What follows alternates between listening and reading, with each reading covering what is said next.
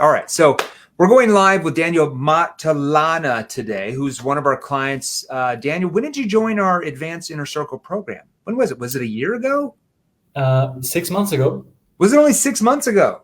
Yeah, it was back in September. Wow. Yeah, it's mid-September. Okay, so it's 6-7 months. All right, so you're not one of the newbies. You're not one of the vets. You're kind of in the middle right now. But I wanted to get you on here because I think your story is very unique, and I wanted to interview you because I feel like your story is very unique from starting at the very bottom of your company, 7 months ago, and within not even 90 days. I think you said it took you about 60 to 70 days. You went from like the lowest salesperson, like number 70, all the way up to number 1. All right. And it's not because you have really cool hair, so there's something you possibly learned that gave you those type of results that catapulted you up to, 20, 23, 25,000 commissions per month. All right. That's unique.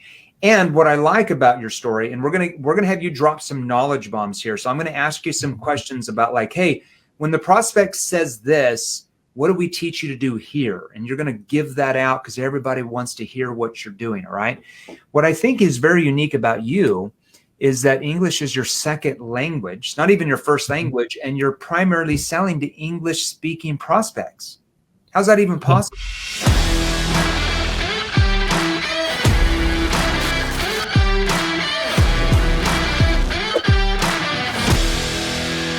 Daniel, they don't care about me. They get tired of boring old Jeremy. They just want to hear from you. All right. So walk us back. How long ago did you get into sales? Tell us what happened. Because I think you used to be a yoga teacher. Yeah, correct. So I'm actually a yoga instructor, and I never imagined ending up in sales. I'm from Colombia, South America, but I ended up coming to the Middle East, where I currently live in Doha, near Dubai, because I got a job as a wellness consultant doing like yoga and wellness events. Yeah. But then good old COVID hit, and boom, you're done. Exactly. No events. And so I had to, find a way to make money. So I started looking online, and I ended up finding the remote sales kind of world. And yeah, I just took a basic course and started getting my feet wet. And that's how it all started. And what do you sell? What industry are you in? Yeah, so right now I am selling Amazon FBA coaching for people who want to start their Amazon business. Okay, so you guys get leads of people that are possibly interested in starting their own business, and they're looking at like the Amazon business model. And I'm assuming the problems they have is they want to make more money, and they probably want to have more time or something like that, right? More freedom, be their own boss type of thing, right? Yeah, correct. Okay, so you got into sales. You said you got into some basic course. Tell us what you mean by basic course. This is before you got involved with NEPQ, but what do you mean by basic course? What does that mean? Yeah, well, I guess like very consultative sales. Okay. Kind of very logical, like what's your biggest challenge, and those kind of questions that were good, but were very kind of surface level. Yeah. And I would make some sales, but most of them were just. So you'd make some sales. You're asking some good, decent quality questions. But the problem is what you just said. Consultative, much better than boy the room selling, okay, where you're trying to just manipulate or push people. That's crazy. Like sucky salespeople do that in our day and age. Consultative selling, a little bit more persuasive, but you're still asking logical-based questions. We call those surface level questions. And when you ask a logical-based question, what is your prospect? How do they typically respond? The logical-based answer. And do human beings make buying decisions on logic or emotion? Emotion. 100% emotion, right? Brain studies show that, okay? So more persuasive than boy the room selling, but you're starting to play the numbers game because very little emotion is brought out by simply asking logical-based questions. All right, so you're making some sales here and there. You're surviving, okay? What triggered you? What caused you to be like, okay, I'm making this, but man, I really want to make this? Like what got in your brain that was like, hey, maybe there's more advanced sales skills out there that can help me make way more than I am? What caused you to think that way? Yeah, I mean, just going online and seeing what was possible, and like knowing of people that were making all this money and learning different skills, and then just, well, if they can do it, Yeah. why not me? That's kind Yeah. of Why my. not you? Right. Because the only thing that separates you from anyone else watching is what you've learned. That's it. Right. I mean, I'm assuming when you wake up in the morning, you take showers, you brush your teeth like other people, you eat food like other people, you put on pants like other people. So it's not like you're some different human being or like some alien from Mars. It's not like you were born out of your mother's womb with advanced questioning skills and advanced tonality. Those are things you acquired those skills. And that's available for anybody watching here. Everybody can have the same skills that Daniel is talking about and make 2 to 3 or 4 times more money than you are now selling the exact same thing you are now. What you told me before, right, we get on here, you didn't even go through our NEPQ 2.0 or NEPQ 3.0 courses. You're like, man, I want the advanced stuff.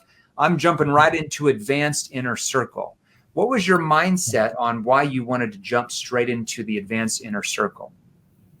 Yeah, I mean, I think that it was probably one of your kind of quotes that I heard once. Okay. And I heard you say that, yeah, our biggest expense in life is that we don't have the right skills. Yeah. And I just asked myself, well, if I really want what they have, Yeah.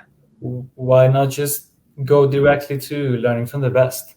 So yeah, I just went straight in. Yeah, we always talk about the biggest expense in life you have is your lack of knowledge. Your lack of knowledge of not having the right skills to be able to make at least 250 or 300,000 plus a year in commissions. Because our clients are, right, just like you are. All right, so you jumped into the inner circle, okay?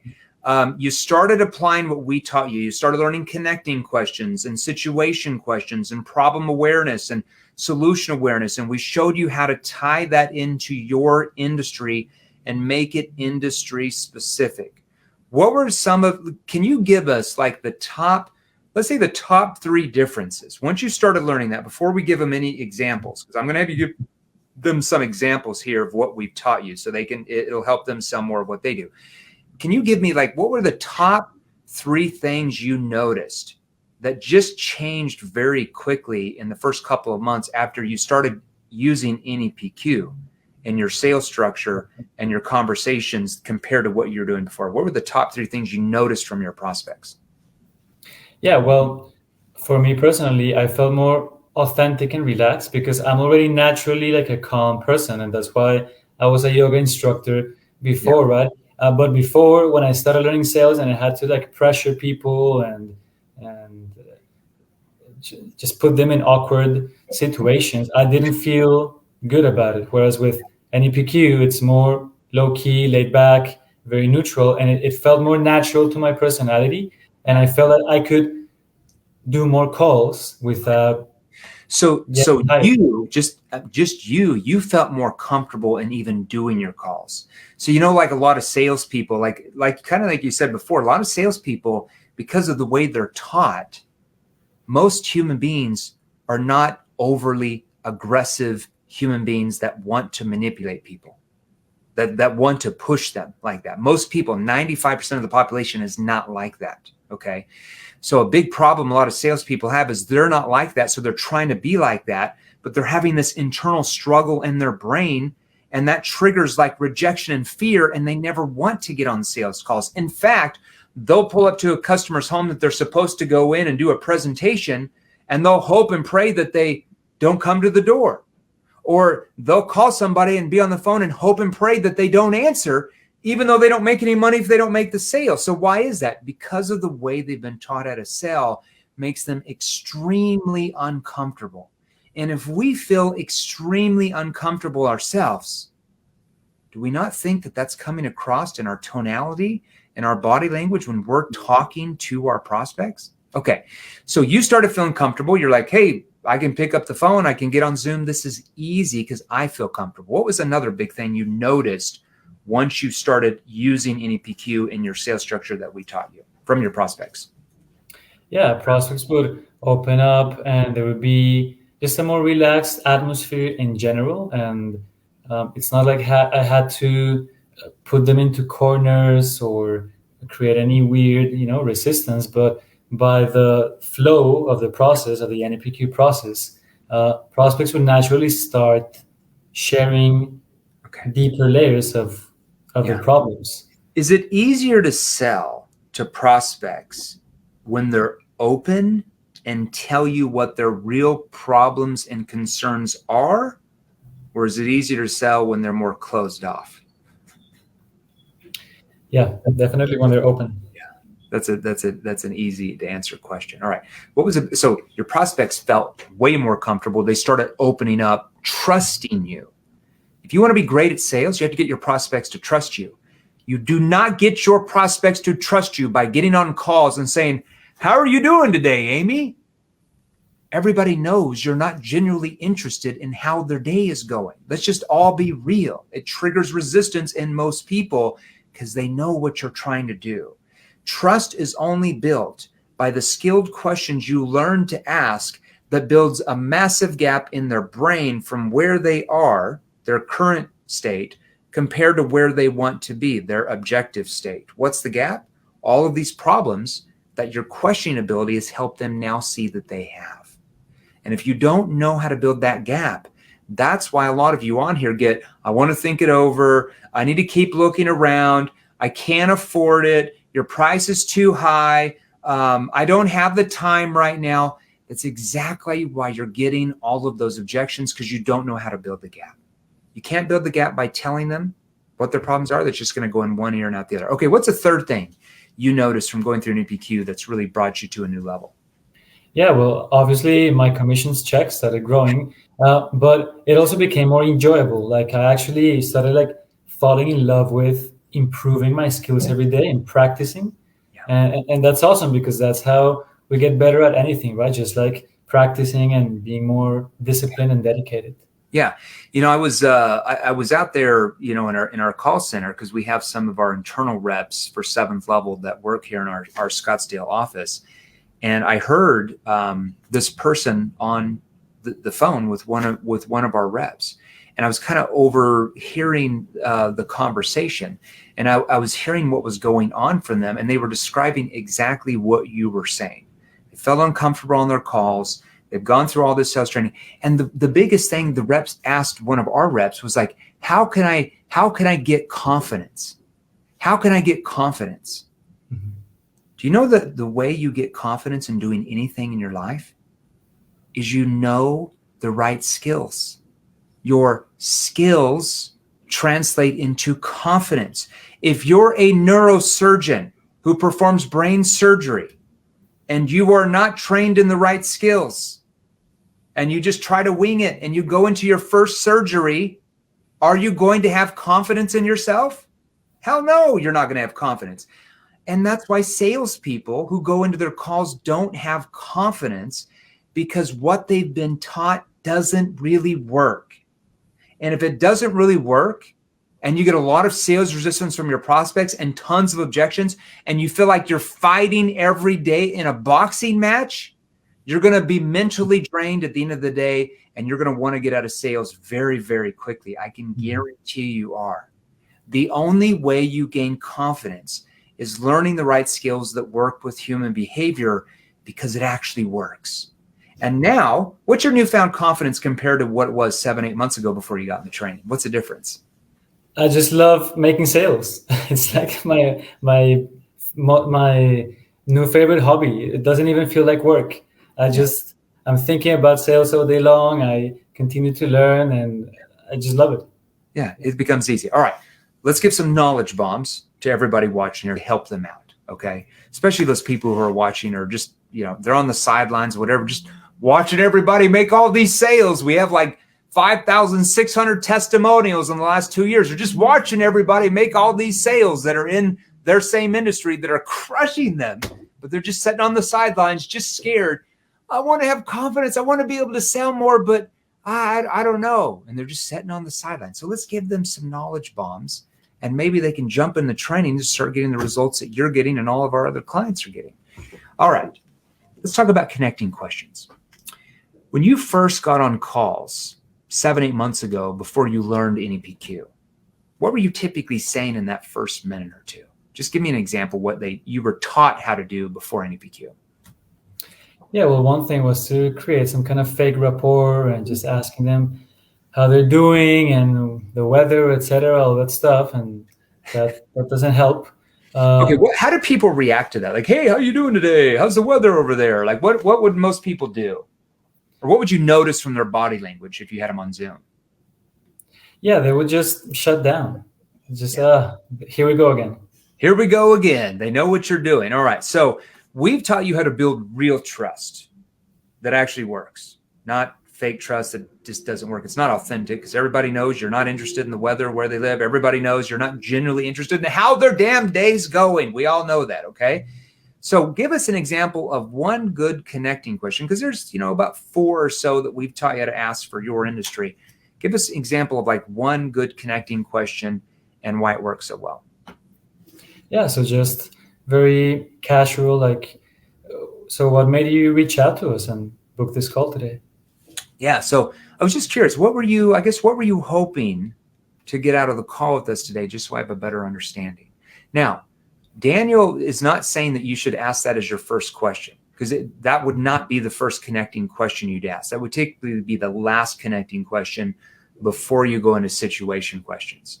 Now, when you ask that question, how does your prospect typically react to that? Yeah, they start remembering what did they see in the content or the ads that got their attention. Yeah. So when you say, now I was just curious, like when you went through the ad, or when you were you've been in the Facebook group here, maybe they're coming from the Facebook group, let's say, when you're in the Facebook group the last 6 months, what was it about what Jim has been going over that really, I guess, attracted your attention? Well, I saw him talk about this and that, and they start kind of opening up just right there. Okay, now one thing we've taught you is how to politely interject if the prospect just starts talking all over the place and just, wanting to talk for 10 minutes straight right there. Why is that so important to learn that skill? Yeah, because it's important to lead them down the path of, actually discovering their problem and see if we can help them solve it, rather than waffling and going off. They start going out in left field to right field, you got to bring them back into center field, right? So I'm like, oh, yeah, we'll cover all that for sure. What I'm really asking is, and boom, I'm right into my first situation question. So I acknowledge that, and then I ask a question about them, or about what I'm trying to get from, what we're trying to find out from them, their current situation is. Nobody's going to say, well, no, let me tell you about that right now. Nobody will ever do that. They will just, it's very conversational, and we'll go right in that flow. All right, situation questions. Before you learned NEPQ, what were you taught from just consultative selling to ask to find out about a person's situation? It will go kind of straight into, like, what's your biggest challenge, or so some kind of weird, like, posturing thing where they would feel uncomfortable. But here's just basically, what are you doing right now for work, or what do you do for a living, just so I understand. Yeah, so your first situation questions would be around what they're currently doing to make a living, because it's almost like you're recruiting them in to start this business model with Amazon and become like, it's almost like a franchise business owner. So they're becoming a business owner with the Amazon FBA model. So you're wanting to basically find out what their current situation is. So your first situation questions for that would be, okay, what do you do for work? What do you do for a living? Oh, you're a firefighter. Oh, okay. And how long have you been a firefighter for? Oh, for 10 years. Oh, one of the new guys then, or something like that. Okay. And they laugh, right? Okay. That's just the start of your situation questions. There's a couple of more that are important for industry we've taught you. Now, let's move into problem awareness. You found out their current situation, which for you need to find out what they're doing for a living, how long, or are they on their own, or do they have a spouse or partner? Because that helps you find out if they have 2 household incomes. So it helps you understand a little bit more of their financial situation and see if they can even get the funding to purchase your solution. So there's some things we teach you how to do there. Then you get into problem awareness questions. Before you learn problem awareness on how to get them to open up and really tell you what their real problems are, and not only tell you, but really go below the surface, really tell you the root cause of their problems, really tell you how their problems are personally affecting them. Because most people are not just going to share that with you unless you have the right questions that trigger them to want to share it with you. Okay. So before you learn that, what questions were you taught how to ask before NEPQ to try to find out a problem? What were you taught in the past? Yeah, just very surface things like what's keeping you awake at night or stuff like that. So you'd say, okay, so tell me what's keeping you awake at night, and what would people typically say to that? Yeah, I mean, I just want more money and just very vague things. So just vague, stayed surface. Yeah. Okay. Yeah. Now, if a prospect stays vague and surface level with you, I want everybody on here to ask yourself, is that prospect really likely going to buy from you at the end? Probably not. Because you just saw the top of the iceberg, the tip of the iceberg. You were not able to see everything else below that was hidden, because they're not going to open up to you without the right questioning ability. They're not going to open up to you without the right tonality training. They just won't, because they know that they're being sold to. And that's why you're losing so many sales that Daniel and our clients are making hands over. Okay, now let's keep talking. What's a problem awareness question we've taught you how to ask? Because there's multiple problem awareness questions we've taught you to ask for industry, but what's one good problem awareness question we've taught you to ask, and why does it work so well? Yeah, well, oftentimes people might kind of cover the real problem. Yeah. So if they feel that things are going well, if they have a good job or they have a good business, then I would just ask the two truths. Well, it sounds like things are going fairly well for you. Is there anything you would change about a situation if you could? Okay, and how do typically people respond to that?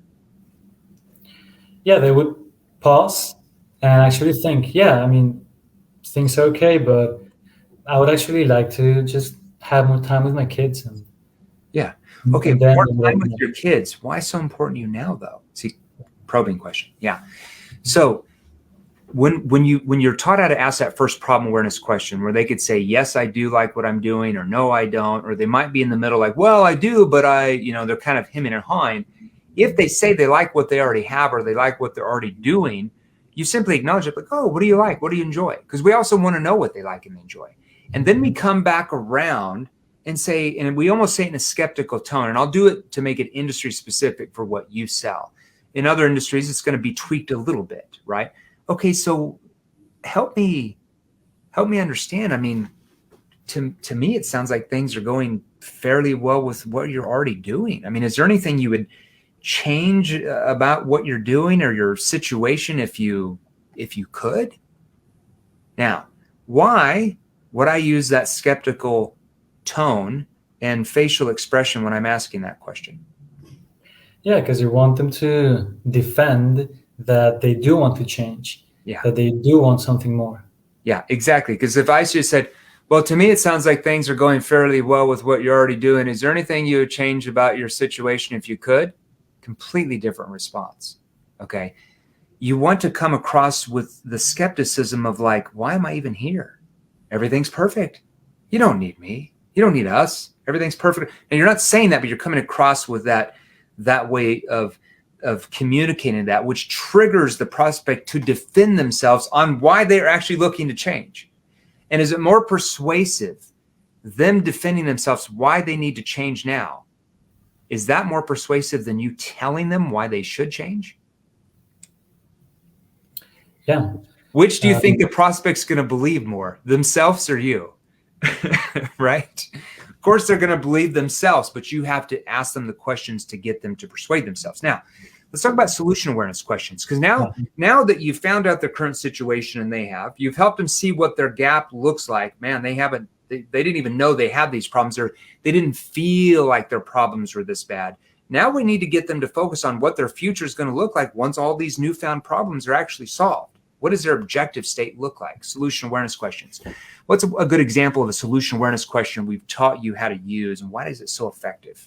Yeah, and if I may, Jeremy, one last problem awareness questions before we go there, because I talk to many leads that don't speak English as their first language, and sometimes it's important to keep the questions very simple. Yeah. So you help me craft this question very simple. It's just between you and me and off the record.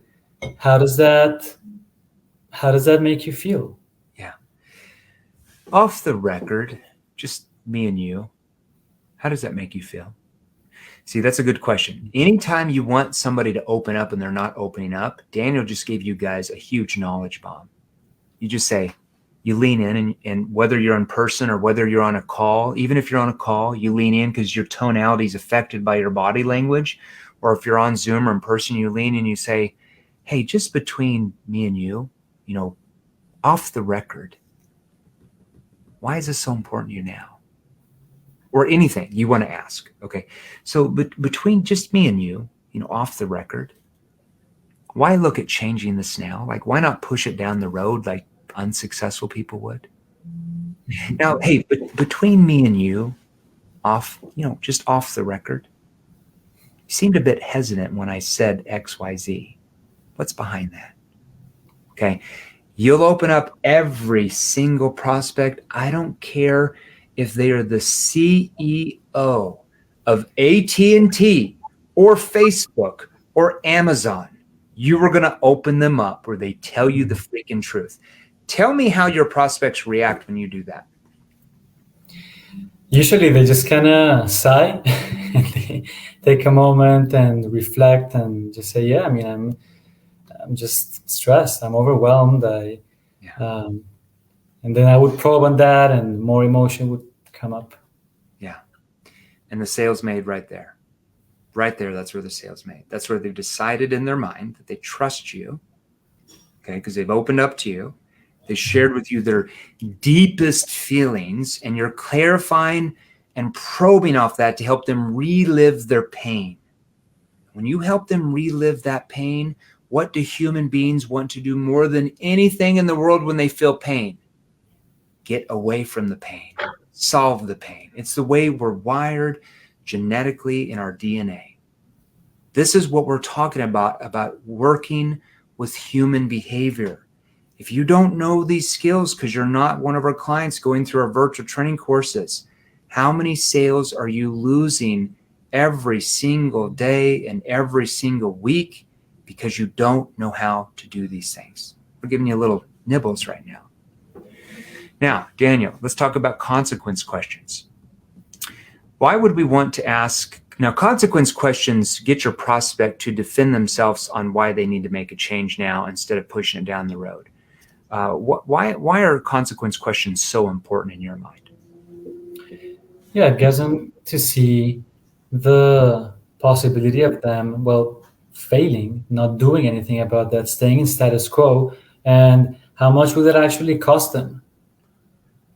And getting them to verbalize that and say, yeah, well, have you considered what would happen if you don't start a business, if you just stay at your same job working all these crazy hours for the next 6 months or even 6 years? What happens then? Yeah, what are you going to do, Amy, if you don't do anything about this? You just stay at the same job, same income the next 5, 10, 15 years. What happens then? See, it's a consequence question. You lean in with empathy. And how do your prospects react when you ask that question? Again, it gets them to reflect, and then they realize, I just feel worse. Yeah. And they're like, oh, no, I've got to do something. Oh, no, I'm going to do something. I'm going to change. Okay, so it's important for you to do something. That's what we really needed to know. Because based on what you told me, and then we go right into our transition phase. Now, with what you sell, is it a one call close or a 2 call close? I know you sell business to consumer primarily. So is it 1 or 2 call close? It's a 1 call close. So 1 call close. So you're transitioning right into your presentation. We don't have time to go through your presentation structure that we've written out with you, but how is that converting compared to before? Yeah, one of the main things that has helped it convert more and just get better results is making it more human. Yeah. Because with what we do right now with my current company, we offer like lifetime support, lifetime access. Yeah. And before I just said that, yeah, we offer lifetime support, and it would go through one ear and out the other. Yeah. But then you help me tweak it and say, yeah, and what that means to you is for the next 6 months or 6 years even, or even 20 years from now, not that you're going to need any help them because you have your business dialed in like our other clients. But let's say that due to some market change, you still have some questions. You can always come back to us, and we'll give you the continued support to keep growing the business. Yeah, see, So that that means makes you more something. human. That means something to them, sticks in their brain rather than saying, yeah, you have lifetime access. Well, what does that mean to me, right? So you're going to have actually lifetime access. So let's say in 6 months from now, something drastic changes at Amazon. If somebody wasn't in that program at that time because maybe their time was up, what would they do? That's how they could go out of business. But because you have lifetime access, you're right back in there. And we're showing you the changes that have to be made. You make those changes and there's no blimp on the radar. You're continually to roll forward. Let's say that even happened 5 years from now. Not that you're even going to need us in 5 years from now, because you'll already be dialed in way long before like that, like our other clients are. But let's say something drastic happens in 5 years. Same thing. You just roll right in. We show you what changes you have to make. You implement those changes and nothing ever stops. You see how that would help you? Or how do you see that part helping you? Oh, well, that would be great because of blah, blah, blah, blah, blah. Okay. Now, commitment questions. What were you taught how to do? What were you taught how to say to try to close a sale before NEPQ? What were you saying? Yeah, like instead of Visa or MasterCard. So you just get to then like, okay, so do you want to pay with Visa or MasterCard? And what would most people say? Well, they would just hang up. Well, yeah, because you'll have the lay down sales, like the easy 5 or 10% will be like, oh, I think I'm going to do it on a Visa because they already decided to buy before they probably even got on the call, right? But that's not where most of your prospects are. The other, 10% maybe can never get the funding, but where are the other 80%? They're just right on the fence. And depending on your sales ability and what you're saying and asking is determine if they come over to your side of the fence and get their problem solved and purchase what you're offering, or if they stay in status quo and do nothing at all and their problems are staying the same thing. That is up to us as sales professionals, and our skill level determines that prospect's future. That's on our shoulders. So I want everybody to think about that when you're on sales calls. It's not just about you making money. It's about your prospects completely changing their entire lives. I don't care what you sell. I don't care if you sell veneers to patients from a dentist office. I don't care if you sell life insurance. I don't care if you sell Amazon. I don't care if you sell planes. I don't care if you sell computers or real estate, or if you sell SaaS or cybersecurity or financial services or high ticket or pharmaceuticals. When you don't make those sales, your prospects' problems stay the same. They stay in status quo and nothing ever changes for them. You determine people's futures, either in a good way or a bad way. That's up to us. I want everybody to think about that. Daniel, any last words of advice you have for anybody listening today? Yes, I mentioned earlier, the biggest expense we have is our lack of knowledge. And once we realize that, it's just a matter of, learning from the people that are already where we want to be, and finding ways to just learn from the right people and take that craft seriously. Because,